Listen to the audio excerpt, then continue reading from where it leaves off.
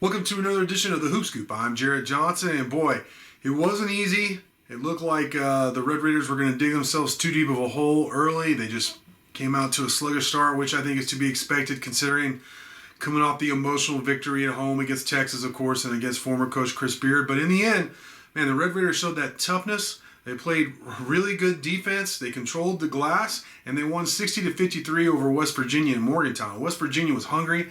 Yeah, they were playing without arguably their best player in Taz Sherman, but they showed up ready to fight, as they like to say in the Big 12. And but in the end, it's just with Texas Tech, we see some constants. We know they're going to play defense. They held West Virginia like 26% shooting. West Virginia also shot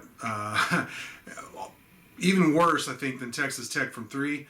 And we also see the interior presence just dominate opponents. And Texas Tech outscored West Virginia 34-10 in the paint.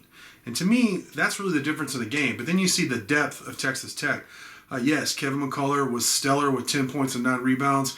Also, Bryson Williams did his thing again, leading Tech with 15 points. He also had 5 rebounds. But you saw Davion Warren score when they needed it. TJ Shannon came off the bench. Looked like he suffered a major knee injury with that hyperextension. But he came back, made some key buckets in the second half. And then Daniel Batcho on both ends of the floor. I believe he finished with 6 points. He had a couple blocks, some big-time rebounds. So all that offset, the sluggish start, the fact he lost Adonis Arms, which he was on the break going up for a big jam. And the West Virginia guy did get all ball, or did get a lot of ball. He was obviously going for the ball. But, man, Arms came down rough. He's obviously was in a lot of pain, and that's going to be something to monitor here coming up this week, and unfortunately probably moving forward, is just how hurt he is and when he'll be able to come back, because Adonis Arms is one of your top players, and that would be a key loss just overall when you think about in terms of the Big 12 race and of course March Madness. So we'll have to see just if it's something where he could come back and get acclimated to the game and help you make that run in March, or if it's more serious than that. So we'll definitely monitor that moving forward. But sticking with just this game, I'm just so impressed with the toughness of this team. I mean, Tech had only won in Morgantown once before, and that was the year they went to the national championship game. So I don't think that's a coincidence, because you go into West Virginia, no matter how good they are, and of course the Mountaineers, they were coming off 6 straight losses. They had played some really tough games. They had played like Baylor to within 4 points here recently, but they were hungry for a win. Of course, Bob Huggins, say whatever you want about him, he is a future Hall of Fame coach, and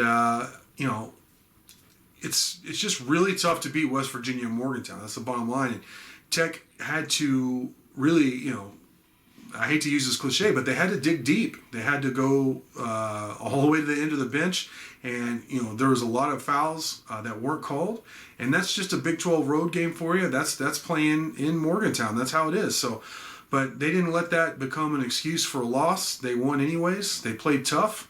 They gave West Virginia some of their own medicine, and I think that's what's really endeared this team to me is, okay, you lose TJ Shannon, or COVID goes through your team, and you only have 7 players going to Ames. They just don't adhere to these excuses. They just play through the adversity, and there was a lot of adversity today in Morgantown, but they still found a way to win, and I think that's just, it just is. It's really impressive to me. I think they've taken on the personality of their head coach, Mark Adams, and it's just a lot of fun. It's really easy to root for this team.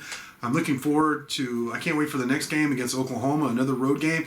You sweep this, you win both on the road in Morgantown and in Norman, and then you start looking possibly to go on a roll, because Tech has played a lot of their toughest competition. Now, I know every game in the Big 12 is tough, but I'm talking about they have held their own, and more so against the other top teams in the Big 12. And so I think other than Adonis Arms obviously being hurt, I mean, today was just a great day in terms of being proud of your team. This is why you root for your team, to have a team like this that is tough, that doesn't make excuses, versatile, deep. They obviously play for each other. They just want to win, and they're winning a lot right now. So big W in Morgantown. They need to do that. A loss probably, in my mind, in a lot of ways would have canceled out some of these big wins you've had, like against Kansas and in Waco, and even to a small degree the Texas game. I mean, you need to win that for all the stuff with Chris Beard, but in terms of the Big 12 race and Tech's resume, this would have hurt, just like the Kansas State loss, though we all know that, man, the Red Raiders were really battered and had played a lot of games like almost every other day for a week leading up to that game. This had the recipe, all those familiar signs of that kind of letdown game, but they wouldn't let it happen. So big win. I believe it's already win number 18 on the season for Texas Tech, so that resume is just getting stronger and stronger. I can't wait to see what they do in Norman. So with that, I want to thank you for watching, and until next time.